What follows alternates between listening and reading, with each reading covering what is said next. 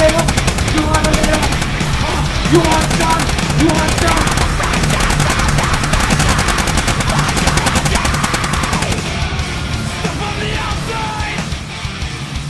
Hell yeah! Army of Two is finally here, and as many of you know, I have been eagerly anticipating this game ever since the weapon design contest. In that contest, our communities at angryjoeshow.com and thatguywiththeglasses.com created a weapon that made it into the final round of voting. And now that the game is out, we can finally see what the final version looks like. Ladies and gentlemen, I give you the AS-KR1! Now watch as the AS-KR1 completely destroys the wall sections of this building, tearing it in half. Triple combo!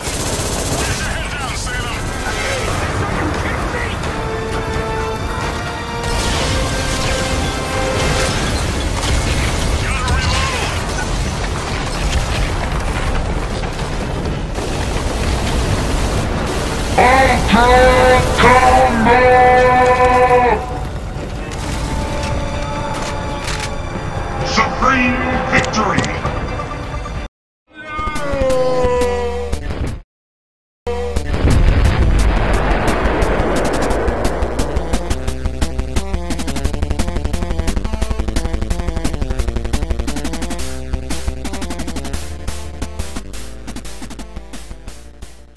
First off, this game starts off fast. It throws you right into the action. A ton of it.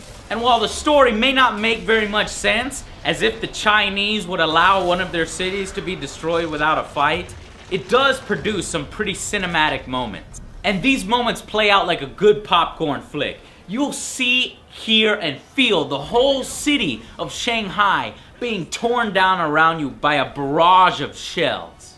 With great graphics and interesting locations like a zoo or the side of a toppled building, this game definitely delivers in the eye candy department. And in the market, I am disappointed with the recent lack of offline multiplayer, split screen mode, but Army of Two is one of the shining beacons of a good couch co-op experience. Everything has been improved over the original game.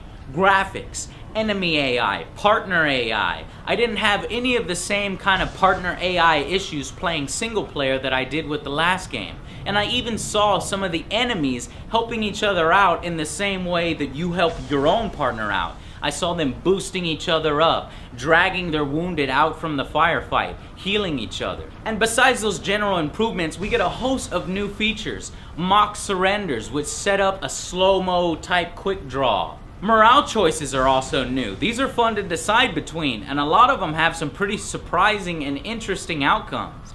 And finally, you got yourself a massively upgraded weapon customization system that allows you to take pieces of other weapons and combine them with normal real-life weapons to create something wholly unique. This is truly how a sequel should be done from a technical standpoint. Unfortunately, everything else in the game does its best to f it all up. First off, the game is only about 6 or 7 hours, which is pretty quick. You can probably squeeze about 10 hours out of it if you're playing on the highest difficulty level and you go around and collect all of the pointless hidden items like radios,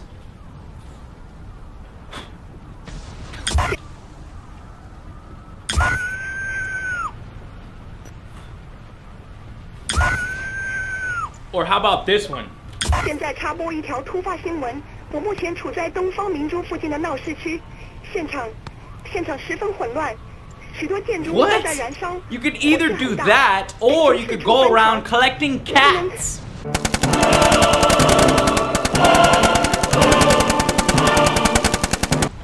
Why cats? I don't know. Maybe it has something to do with that badass white tiger in the game. I don't know.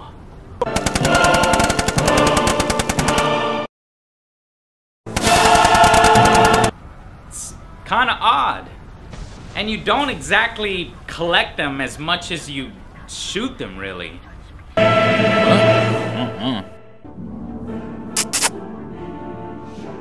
Second is the haphazard storytelling. Now, across the story, you might run into some interesting characters, like the kid. Almost here! Keep coming! Who are you?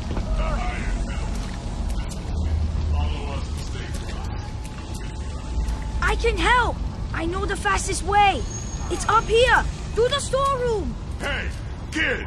Seriously? Babysitting? He might be useful. You can get through here! Come on! Squirt's not half bad. Let's go. He's a pretty cool kid. He reminds me of somebody. Who does he remind me of? Wow, holy smoke! Crash landing! Short round. Step on it. Okie dokie, Dr. Jones, hold on to your potatoes!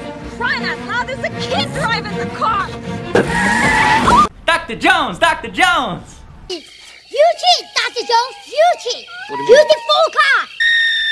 You accused me of cheating? You cheated!